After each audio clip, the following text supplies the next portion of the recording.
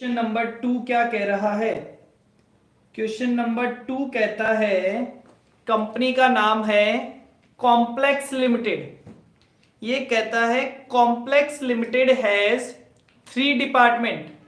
Complex Limited के 3 department हैं। Department number A, department number B और department number C. Following information is provided. Opening stock बता रखा है, डायरेक्ट मटेरियल ए और बी में, वेजेस ए और बी में, closing stock A B C तीनों में, और सेल केवल बता रखी है सी में। अब ये कहता है कि stock of each department is valued at cost to the departmental concern. मतलब ए का स्टॉक ए की कॉस्ट पे लिखा हुआ है, बी का स्टॉक बी की कॉस्ट पे लिखा हुआ है, सी का स्टॉक सी की कॉस्ट पे लिखा हुआ है। और आगे बोलता है स्टॉक ऑफ ए डिपार्टमेंट, मतलब जो ए डिपार्टमेंट का माल होता है, transfer to B department at a margin of 50% above departmental cost. A department का माल बी डिपार्टमेंट को ट्रांसफर कर दिया जाता है कॉस्ट में 50% ऐड करके। इसी तरह stock of B department are transferred to C department at a margin of 10% above departmental cost.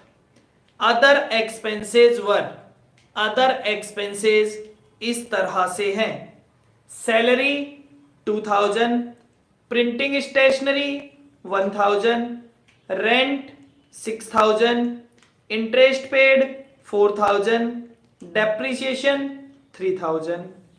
Allocate expenses in the ratio of departmental gross profit. खर्चों को किस रेशियो में बांटना है? डिपार्टमेंटल ग्रॉस प्रॉफिट के रेशियो में बांटना है। Opening figure for reserve for unrealised profit. Unrealised profit का ओपनिंग स्टॉक कितना था? 1000 और 2000। मैंने कहा था जहां एक डिपार्टमेंट से दूसरे डिपार्टमेंट का ट्रांसफर आएगा वहां पे अनरियलाइज्ड प्रॉफिट भी आएगा। चलिए साहब, सबसे पहला काम तो है डिपार्टमेंटल ट्रेडिंग P&L अकाउंट बनाना। तो सबसे पहले बनाते हैं departmental trading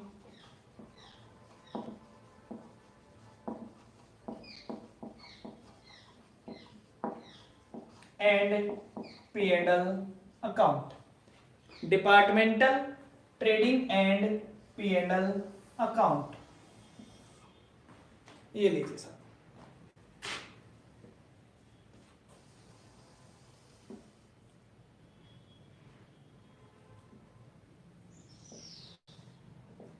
departmental trading and P&L account, 3 department.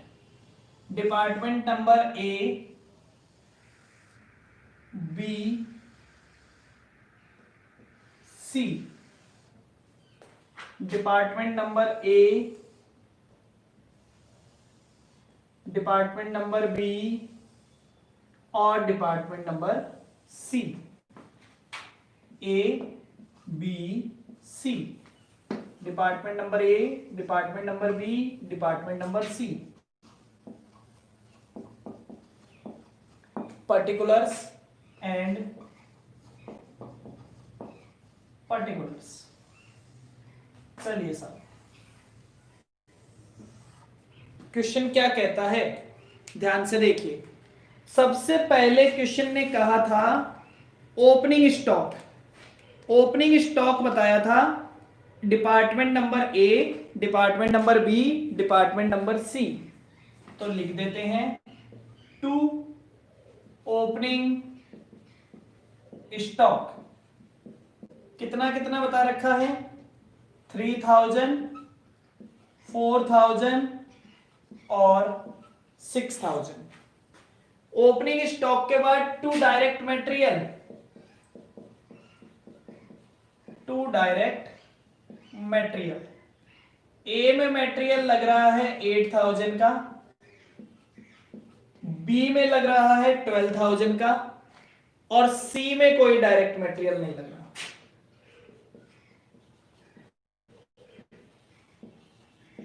To wages, ए में वेजेस लग रहा है 5000 का, बी में वेजेस लग रहा है 10,000 का, और सी में कोई वेजेस नहीं लग रहा है। फिर बोलता है बाय सेल्स, सेल्स किस में हो रही है? सेल्स ए में भी नहीं हो रही, बी में भी नहीं हो रही, सेल किस में हो रही है? सेल हो रही है सी डिपार्टमेंट में। फिर बोलता है साहब क्लोजिंग स्टॉक, लेकिन हमें पता है इस क्वेश्चन में इंटरनल ट्रांसफर भी है, तो बाय इंटरनल ट्रांसफर, और इधर लिख देंगे टू इंटरनल ट्रांसफर। लिखने के बाद by closing stock, closing stock कितना है? क्लोजिंग स्टॉक है 4,000, 14,000 और 8,000। अब हमें क्या कैलकुलेट करना है बेटा? हमें कैलकुलेट करना है इंटरनल ट्रांसफर। चलिए साहब इंटरनल ट्रांसफर कैलकुलेट करते हैं। Transfer by department A to B, A department ने बी डिपार्टमेंट को कितना गुड्स ट्रांसफर किया है? चलिए बेटा फटाफट से कैलकुलेट करते हैं। अक्षिता आप मुझे बताओगे, अक्षिता आप बताओगे, सबसे पहले बताओ कि ए डिपार्टमेंट के पास ओपनिंग स्टॉक कितना था? ओपनिंग स्टॉक पड़ा था 3,000 रुपए का, प्लस उसने मटेरियल कितना लगा दिया और 8,000 का, लेबर कितना लगा दिया 5,000 का, तो उसके पास टोटल वैल्यू कितनी हो गई? 3,000 का ओपनिंग स्टॉक था, 8,000 का मटेरियल लगा दिया, 5,000 का वेजेस लगा दिया, टोटल वैल्यू हो गई 16,000। उसमें से क्लोजिंग स्टॉक कितना पड़ा है? क्लोजिंग स्टॉक पड़ा है 4,000 का, मतलब 12,000 का माल ट्रांसफर कर दिया, 12,000 का ट्रांसफर कर दिया, और उसमें कितना प्रॉफिट ऐड किया है? उसमें 50% प्रॉफिट ऐड किया है। तो ट्रांसफर की वैल्यू कितनी है? ट्रांसफर की वैल्यू बताओ बेटा। ट्रांसफर की वैल्यू हो गई, ए के लिए ये वैल्यू सेल की तरह है, बी के लिए ये वैल्यू परचेज की तरह है। चलिए इसी तरह हम निकालते हैं किसका ट्रांसफर? ट्रांसफर बाय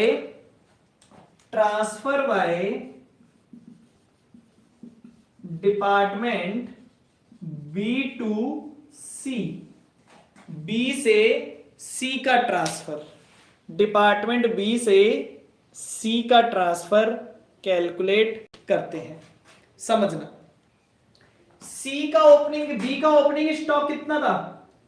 बी का ओपनिंग स्टॉक था 4,000, इसने मटेरियल लगाया 12,000, लेबर लगाया 10,000, प्लस इसके पास ए से भी तो आ गया, इसके पास ए से आ गया 18,000, तो इसका टोटल कितना हो गया? इसका टोटल माल हो गया 44,000। उसमें से क्लोजिंग स्टॉक कितना रखा है?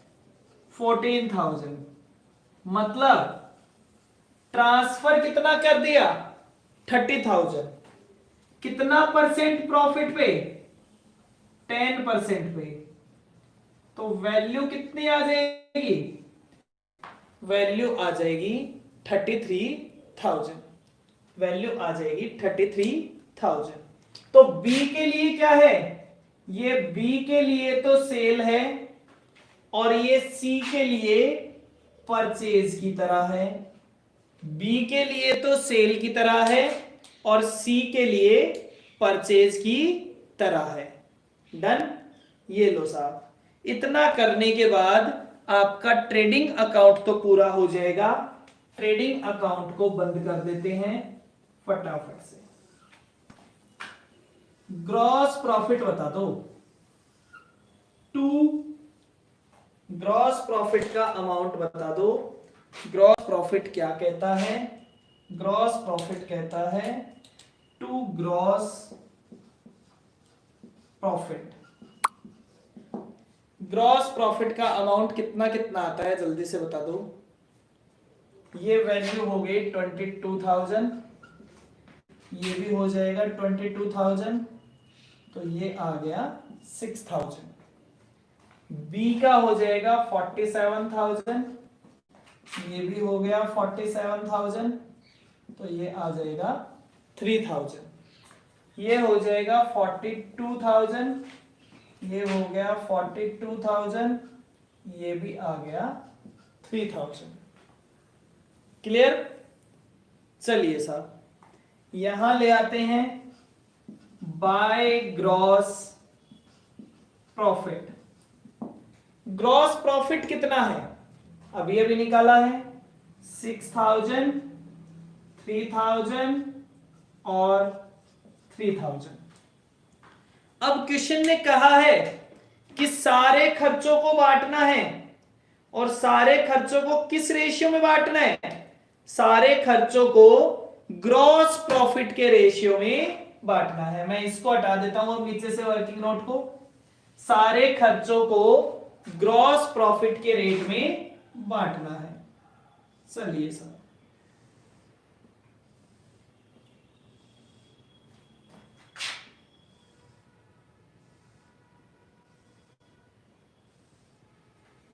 चलिए कौन कौन से खर्चे हैं? सबसे पहले देखिए कौन सा खर्चा है? To salary. सैलरी का अमाउंट कितना है? 2,000, तो डेट इज 1,000, 500 और 500। To printing and stationery. Printing and stationery का अमाउंट कितना है? 500, 250 एंड 250। प्रिंटिंग स्टेशनरी के बाद बोलता है कि साहब रेंट का अमाउंट, टू रेंट। रेंट कितना आ गया? 6,000 है, तो 2:1 के रेशियो में। रेंट के बाद interest, to interest paid. Interest paid 2,000, 1,000 और 1,000। इंटरेस्ट के बाद आगे बोलता है टू डेप्रिसिएशन, 1,500, 750 और 750। खत्म।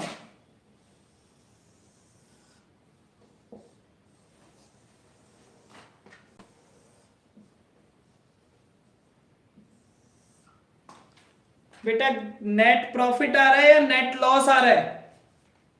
क्वेश्चन में आ रहा है आपका बाय नेट लॉस। कितना कितना? ये टोटल हो गया 8,000, ये वैल्यू भी हो गई 8,000, ये आ गया साहब 2,000, ये आ गया 1,000 और ये भी आ गया 1,000। वैल्यू हो जाएगी 4,000, 4,000, 4,000 एंड 4,000। क्लियर है सभी को? हाँ जी। अब बताइए क्या departmental trading and P&L account बनाने में कोई भी दिक्कत है क्या? इस क्वेश्चन का जो डिपार्टमेंटल ट्रेडिंग एंड P&L बनाना है, क्या ट्रेडिंग एंड P&L बनाने में किसी को कोई भी दिक्कत है क्या? मेरे हिसाब से इसका ट्रेडिंग P&L बनाने में किसी को कोई भी दिक्कत नहीं होनी चाहिए। पक्का नहीं है? हाँ जी बेटा। ट्रेडिंग पी एंड एल बनाने में किसी को कोई दिक्कत नहीं है? अक्षता कह रही है नहीं sir, trading P and L में हमें कोई दिक्कत नहीं है। चलिए आगे चलते हैं। अब बेटा क्या इसमें कोई अनएलोकेटेड इनकम या एक्सपेंस है क्या? नहीं है, लेकिन इसमें अनरियलाइज्ड प्रॉफिट है। और जिस क्वेश्चन में अनरियलाइज्ड प्रॉफिट होता है उसमें आपको क्या बनाना पड़ता है? उसमें आपको क्या बनाना पड़ेगा? उसमें आपको general P and L account बनाना पड़ेगा। उस क्वेश्चन में आपको general P and L account बनाना पड़ेगा। तो उस क्वेश्चन में हम क्या बनाएंगे? उस क्वेश्चन में हम general P and L account बनाएंगे। ठीक है, चलिए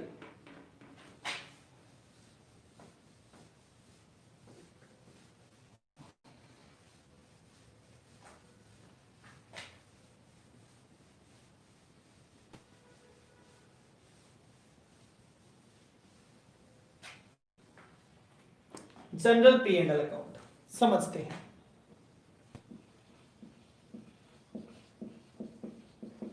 general P and L account कैसे बनाएंगे साहब? General P and L account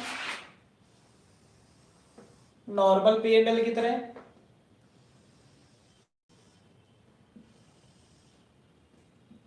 सबसे पहले लिखते हैं बाय डिपार्टमेंटल। अब इसमें तो नेट लॉस है, प्रॉफिट होता तो इधर लिखते, लॉस है तो इधर लिखेंगे टू डिपार्टमेंटल नेट लॉस। कितना नेट लॉस है? नेट लॉस 3 जनों का है, नेट लॉस 3 जनों का है।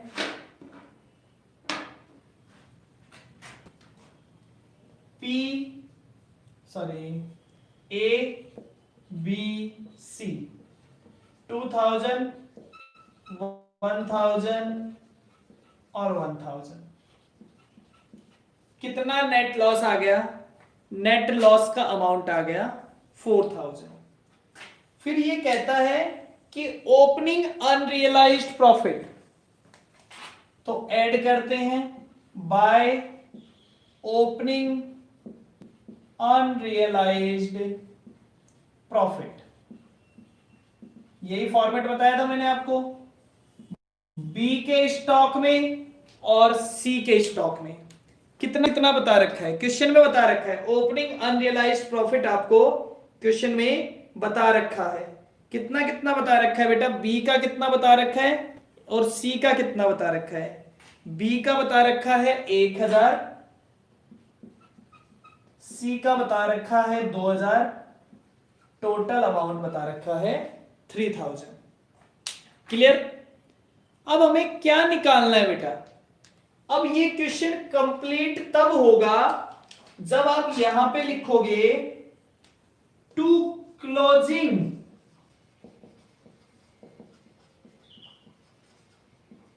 अनरियलाइज्ड प्रॉफिट, क्योंकि यहां पे भी एक डिपार्टमेंट ने दूसरे डिपार्टमेंट को माल ट्रांसफर किया है और वो भी प्रॉफिट जोड़ के ट्रांसफर किया है। एक डिपार्टमेंट ने दूसरे डिपार्टमेंट को माल ट्रांसफर किया है और वो भी प्रॉफिट जोड़ के ट्रांसफर किया है। तो इस चीज को हमें क्या करना पड़ेगा? समझना पड़ेगा।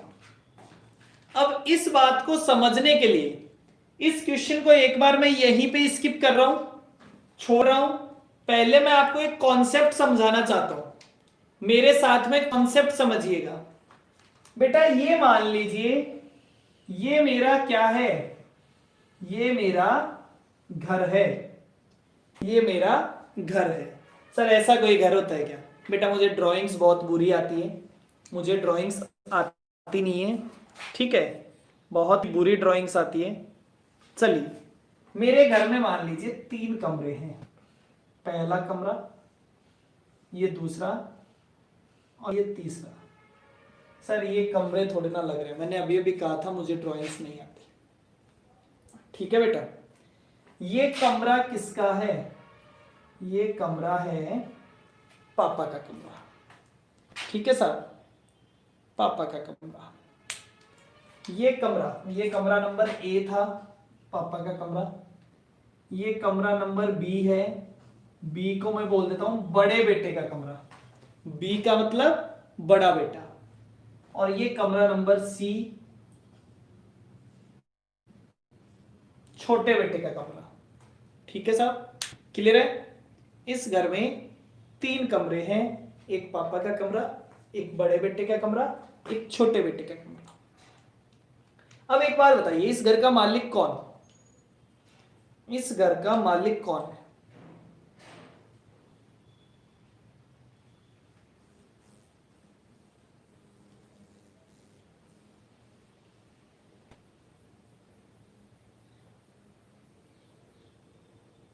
पापा कभी मालिक नहीं होते बेटा, मन में भ्रम होता है, ठीक है ना?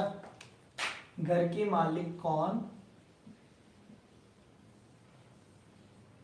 बार बार नहीं कहती मम्मी मेरे घर से निकल जाओ, मेरा घर, ठीक है ना? तो घर किसका होता है? घर किसका होता है? मम्मी का। ठीक है, क्लियर? आगे चलते हैं। पैसा किसके पास? जो मालिक है उसके पास पैसा रहता है। ठीक है साहब, तो इन्होंने क्या कहा? पापा को कहा आप कोई काम नहीं करते हैं, आप कोई बिजनेस कीजिए, पैसा कमा के दीजिए। ठीक है, पैसा कमा के दीजिए। तो इन्होंने क्या किया? इन्होंने एक टेबल खरीदी। कितने रुपए में खरीदी? 500 रुपए में। एक टेबल खरीदी, कितने रुपए में खरीदी बेटा? 500 रुपए में। वो 500 रुपए कहां से आए होंगे? टेबल खरीदने के लिए जो सबसे पहले 500 रुपए चाहिए थे वो कहां से होंगे? टेबल का बिजनेस स्टार्ट किया तो जो 500 रुपए की जरूरत थी वो कहां से मिले होंगे? पापा को जो 500 रुपए चाहिए थे वो उन्हें कहां से मिले होंगे?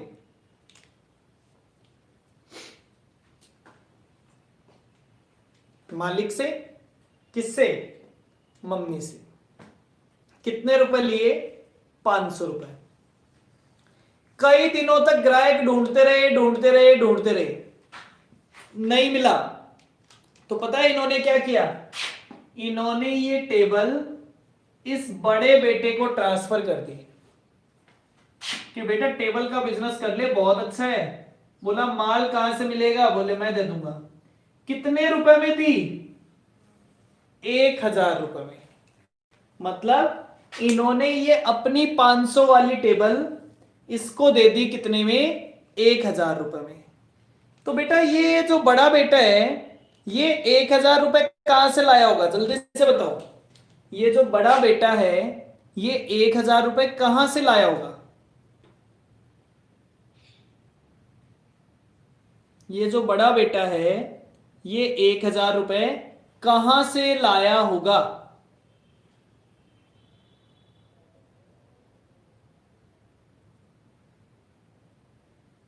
मम्मी से लाया होगा।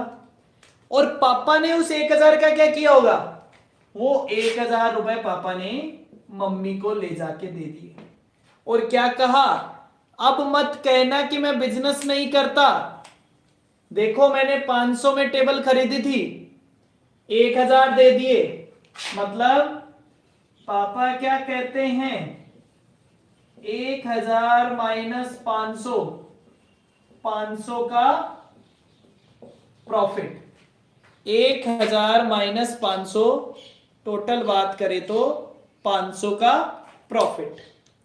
अब बड़ा बेटा ये भी कई दिनों तक ग्राहक ढूंढता रहा, नहीं आया। उसने ये टेबल उठा के किसको दे दी? छोटे बेटे को। कितने रुपए में? 1500 रुपए में। इसने भी मम्मी को ले जाके कितने दिए? ए पापा, बड़ा बेटा 1500 रुपए दिए और कहा देखो आपसे 1000 लिए थे, मेरा प्रॉफिट भी कितना है? 500 रुपए। और छोटा बेटा कहता है सी के पास स्टॉक रखा है, कितने रुपए का रखा है? ₹1500 का। क्या सी के पास इस स्टॉक का प्रूफ है? क्या है ना, टेबल भी रखी है और बी से आया हुआ भी है। क्लियर? अब एक बात बताओ, पापा कहते हैं मैंने ₹500 कमाए, मतलब डिपार्टमेंट नंबर ए, पापा को कह देते हैं department number A, department number ए कहता है मैंने 500 कमाए, डिपार्टमेंट नंबर बी भी कहता है मैंने 500 कमाए, लेकिन क्या एक्चुअल में इस पूरी कंपनी ने कोई पैसा कमाया है? क्या कॉन्सेप्ट यही है, क्या इस पूरी कंपनी ने एक्चुअल में कोई पैसा कमाया है? क्या नहीं कमाया। क्यों नहीं कमाया? कि ये जो स्टॉक है ना, इस स्टॉक की एक्चुअल वैल्यू कितनी थी? ₹500। तो वो जो ₹1000 का प्रॉफिट है वो अभी तक क्या है? अनरियलाइज्ड है। वो प्रॉफिट अभी तक अनरियलाइज्ड है। कल को ये छोटा बेटा इसे 2000 में सेल कर दे, वो भी घर के बाहर, कंपनी के बाहर सेल कर दे, तो फिर ये भी कहेगा कि मैंने भी 500 कमा के दे दिए, टोटल प्रॉफिट हो जाएगा 1500 और वो एक्चुअल प्रॉफिट होगा।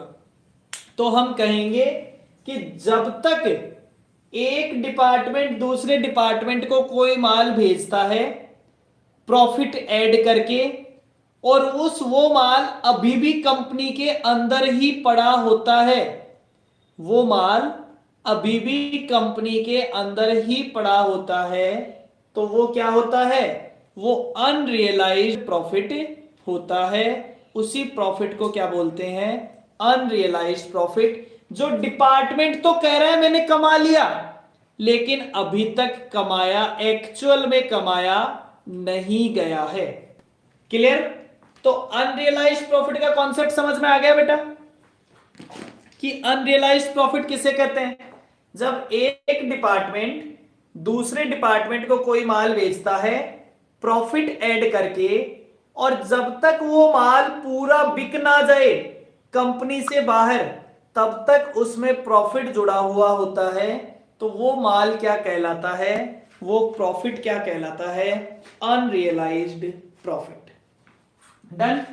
ऐसा ही यहां पे हो रहा है बेटा, ऐसा ही यहां पे। अब सोच के देखो, पिछले साल जो क्लोजिंग स्टॉक बचा था उसमें मान लो बी डिपार्टमेंट के पास पिछले साल जो क्लोजिंग स्टॉक बचा था वो ए से आया हुआ था, तो उसमें ए का प्रॉफिट जुड़ा हुआ था, लेकिन इस साल तो वो माल बिक जाएगा क्योंकि पिछले साल हमने उसे प्रॉफिट में से हटा दिया था। क्लोजिंग अनरियलाइज्ड प्रॉफिट को प्रॉफिट में से हटा दिया जाता है, तो पिछले साल हटाया था क्योंकि माल बिका नहीं था। इस साल सबसे पहले वही माल बिका होगा, तो इसलिए जो ओपनिंग अनरियलाइज्ड प्रॉफिट होता है पिछले साल, वो हम इस साल कमा लेते हैं, तो हम उसे प्रॉफिट में ऐड कर देते हैं।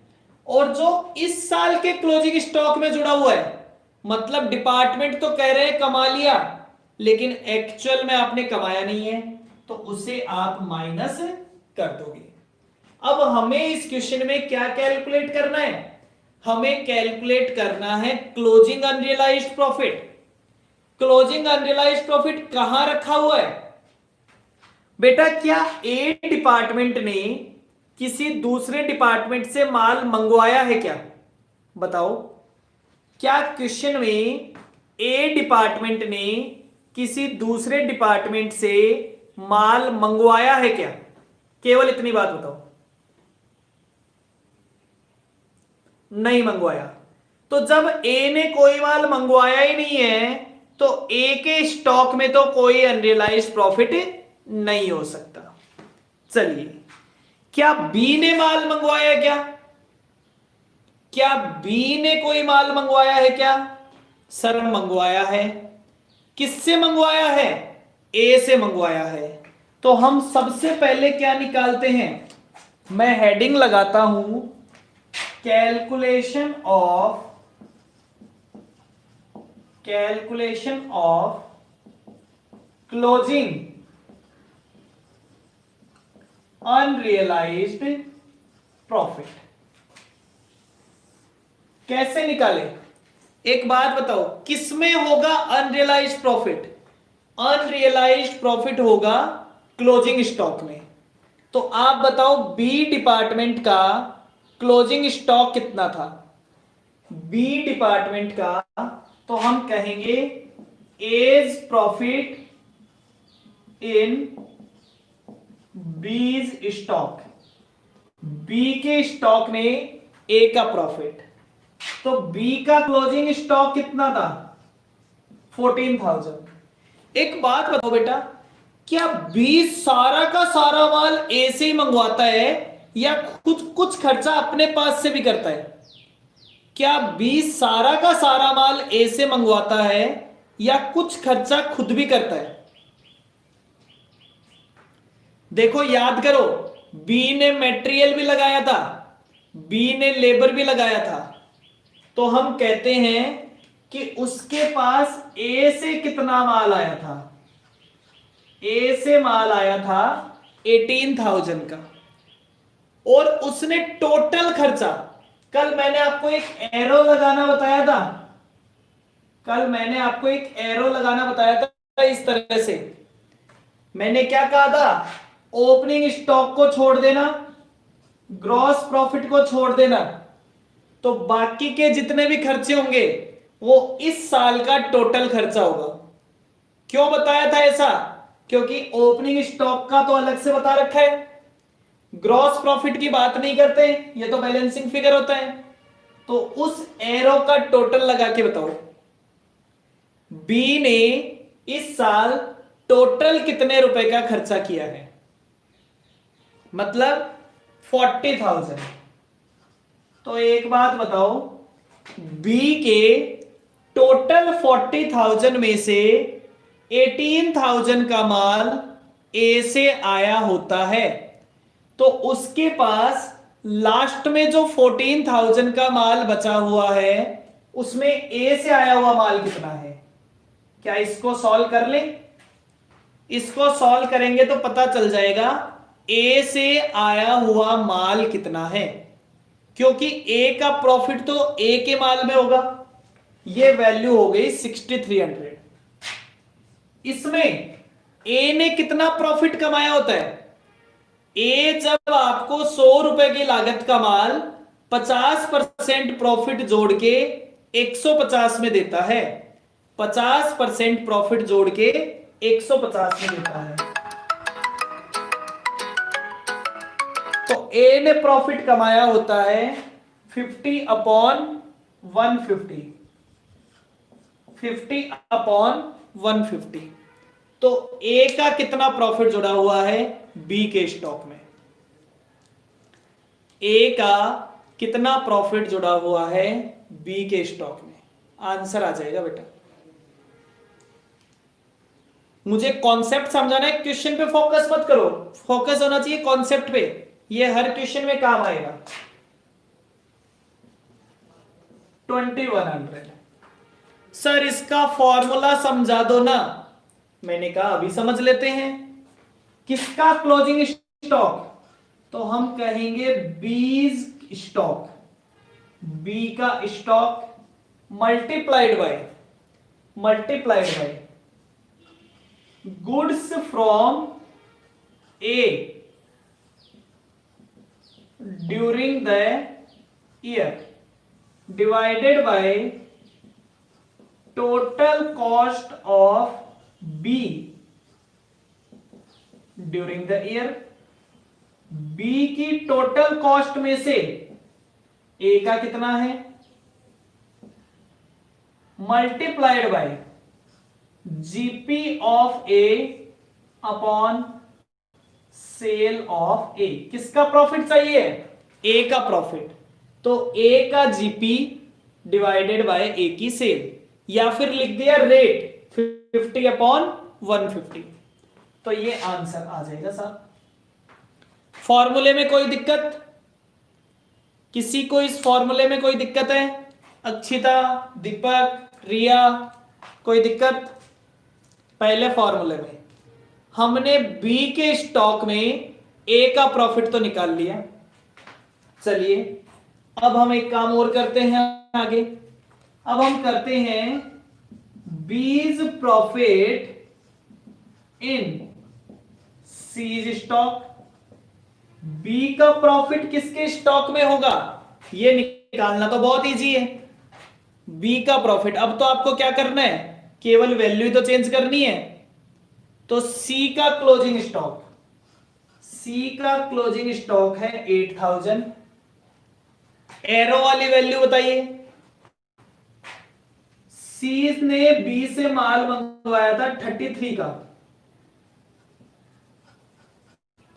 डिवाइडेड बाय सी की टोटल कॉस्ट बताइए। सी की टोटल कॉस्ट, बेटा सी की टोटल कॉस्ट बताइए। सी की टोटल कॉस्ट भी कितनी थी, 33,000। सी की टोटल कॉस्ट भी कितनी थी, 33,000 मल्टीप्लाइड बाय 10/110, मल्टीप्लाइड बाय 10/110। जल्दी से बताइए।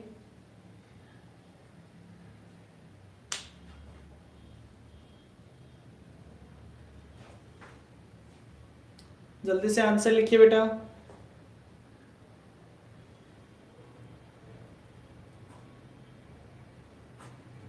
ये वैल्यू हो जाएगी 727। वैल्यू कितनी हो जाएगी, 727। Very good. ये लीजिए, फॉर्मूले में क्या हो जाएगा, बी की जगह सी हो जाएगा, ए की जगह बी हो जाएगा और बी की जगह सी हो जाएगा। क्लियर? कोई दिक्कत? ये भी हो गया। एक बात बताएं बेटा, क्या सी के स्टॉक में ए का भी प्रॉफिट है क्या? क्या सी के स्टॉक में ए का भी प्रॉफिट है क्या? क्या सी के स्टॉक में ए का भी प्रॉफिट है क्या? अक्षिता कह रही है नहीं है। अक्षिता एक बात बताओ, क्यों नहीं है? एक जो माल बी ने सी के यहां भेजा है, जो माल बी ने सी के यहां भेजा है, क्या उस माल में, वो माल में कुछ हिस्सा ए से आया हुआ नहीं है? जैसे अभी अभी हमने वो घर वाला एग्जांपल देखा था, उसमें जो छोटे बेटे के पास 1500 रुपए का स्टॉक पड़ा था, उस 1500 में 500 रुपए तो थे पापा वाले और 500 रुपए थे बड़े बेटे वाले, तो दोनों का था ना। जबकि छोटे बेटे के पास तो पापा से आया ही नहीं था, छोटे बेटे के पास तो कहां से आया था, बड़े बेटे से आया था। अच्छा, आपने पूछा था ना कोई डाउट है, उस पे नो लिखा था। अरे यार मैथ भी फालतू। चलिए तीसरा पॉइंट अब हम निकालते हैं, एज प्रॉफिट। वैसे ये क्वेश्चंस में दिया हुआ नहीं होगा, ये मैं मैक्सिमम लेवल आपको करवा रहा हूं। आपकी बुक में तो इतना लंबा दे ही नहीं रखा है, फिर भी जहां तक मैक्सिमम जा सकता है वहां तक। As profit in C's stock. लेकिन सर अब एक प्रॉब्लम होगी, अब हम ये फॉर्मूला कैसे लगाएंगे? मैंने कहा बेटा नहीं लगा सकते। सर ये निकालेंगे कैसे? मैंने कहा मुझे तो नहीं आता। सर आपको नहीं आता तो हम कैसे निकालेंगे? मैंने कहा बेटा तुम्हारे लिए तो व्यवस्था करनी ही पड़ेगी, तुम्हारे लिए तो इसकी व्यवस्था करनी ही पड़ेगी। कैसे निकाले? एक बात बताओ बेटा, जब कोई माल सी के पास गया, तो सी के पास जो माल पड़ा है वो किससे आया हुआ है, बी से। तो बी के यहां से उठ के सी के यहां पे गया, उसमें क्या ऐड हो गया, उसमें क्या जुड़ा हुआ है, बी का प्रॉफिट जुड़ा हुआ है। क्या आपको ए का प्रॉफिट बी में निकालना आता है क्या, ये बताइए। क्या आपको ए डिपार्टमेंट का प्रॉफिट बी डिपार्टमेंट के स्टॉक में निकालना आता है क्या? आपको ए डिपार्टमेंट का प्रॉफिट बी डिपार्टमेंट के स्टॉक में निकालना आता है क्या? यस, ठीक है। अगर सी के स्टॉक में से मैं बी का प्रॉफिट हटा दूं, अगर सी के स्टॉक में से मैं बी का प्रॉफिट हटा दूं, तो वो माल किसके यहां वापस आ जाएगा? वो माल बी के यहां वापस आ जाएगा, क्योंकि बी ने मान लिया, अपना प्रॉफिट ऐड किया और सी को बेच दिया। तो सी के यहां जो माल पड़ा है उसमें से अगर बी का प्रॉफिट हटा दिया जाए तो वो माल वापस किसके यहां पे आ जाएगा? बी के यहां पे। हम मान लेंगे बी ने सेल ही नहीं किया। तो आपको क्या करना पड़ेगा? सबसे पहला काम करें, 8000 माइनस 727, तो वैल्यू हो जाएगी 7273। ये 8000 का माल किसके पास पड़ा था? सी के पास। इसमें से बी का प्रॉफिट हटा दिया तो ये माल किसके पास आ गया? वापस बी के पास। अब इस बी के पास वाले में तो आपको निकालना आता है। सर ये कैसे निकाले? मैंने कहा जैसे ये निकाला था।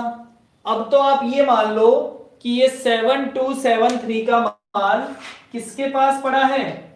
बी के पास पड़ा है।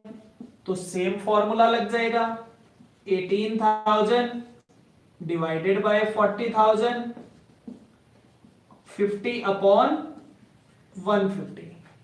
कितना हो जाएगा? वैल्यू निकाल के बता दो मुझे फटाफट। इसकी वैल्यू आ जाएगी 1091। क्लियर? 1091।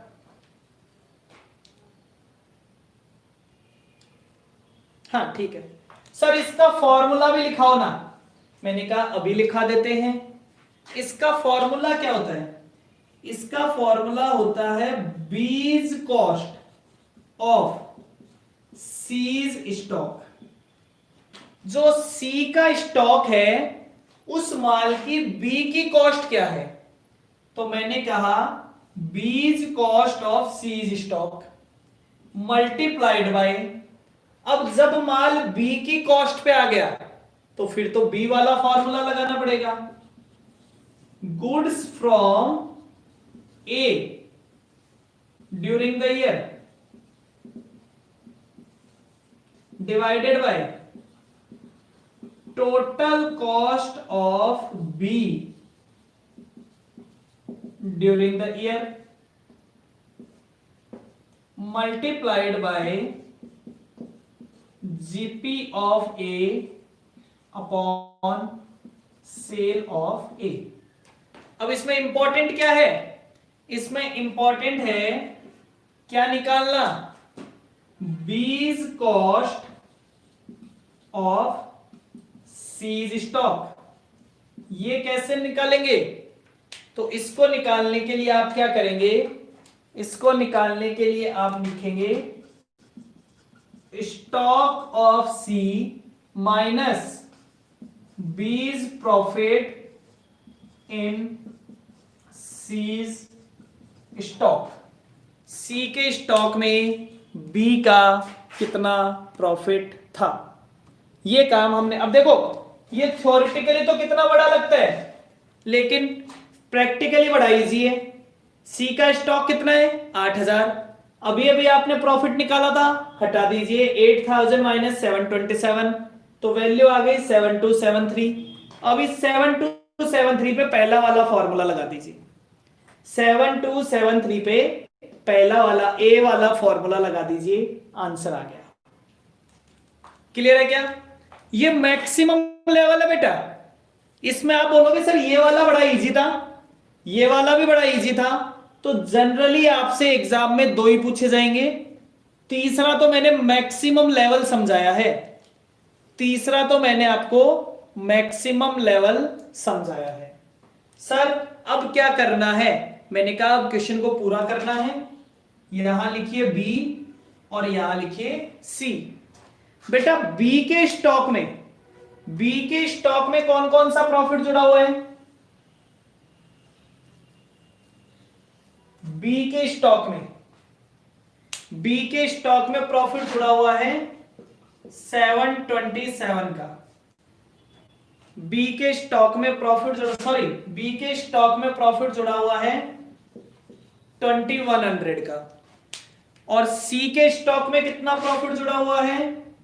1091 प्लस 727 1818। तो एक का अनरियलाइज्ड प्रॉफिट हो गया 2100, सी का अनरियलाइज्ड प्रॉफिट हो गया 1818।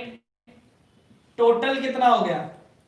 टोटल हो गया 3918। तो क्या आ जाएगा? यहां आ जाएगा बाय नेट लॉस।